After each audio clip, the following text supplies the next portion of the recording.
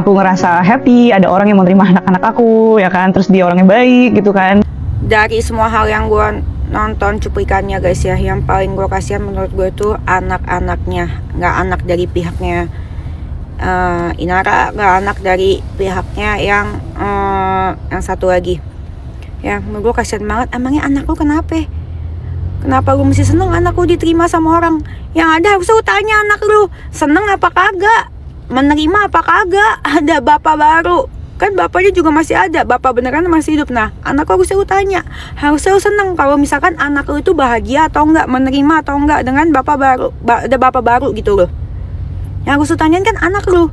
Jadi harusnya lu bilang, anak gue seneng, anak gue juga menerima. Bukan lu mikirinnya laki, tapi lu gak mikirin anaknya, perasaannya gimana gitu. Kalau misalkan lu sama laki ini, hancur apa enggak, bahagia apa enggak gitu.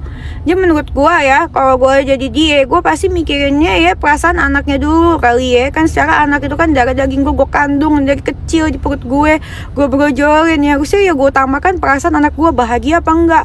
Apakah akan makin trauma, bukan malah lu bersyukur ada yang nerima anak gue. Ada juga harusnya anak lu terima apa kagak, itu laki, anak lu bahagia apa enggak. Kalau menurutku sih gitu. Itu yang pertama. Terus yang kedua, gue dulu pernah di posisi gitu, puji Tuhan banget sih Densu gak tayangin podcast gue. Ingat gak dulu pas zaman gue masih sablang otak gue ya, gue ngoceh-ngoceh dong dulu Densu gak tayangin podcast gue. Terus akhirnya sekarang gue baru mengerti, untung Densu gak tayangin. Makasih ya bang ya, kamsia bang, gue gak tayangin podcast gue. Kalau tayangin podcast gue, anak gue pas nonton gimana nanti ya. Gue punya anak sekarang nonton tuh hancur sudah.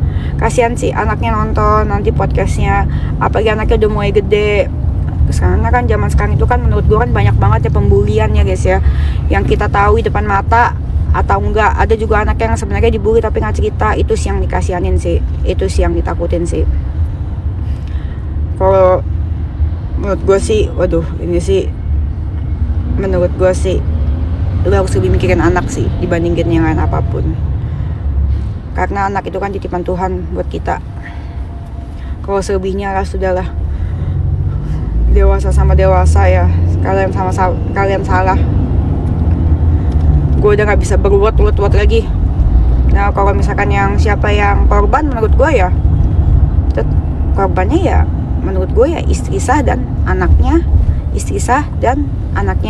Inara sendiri menurut gue. Coba kalau menurut kalian gimana guys? Kasihan sih anaknya, gak kebayang gue kalau anaknya nonton. Aduh.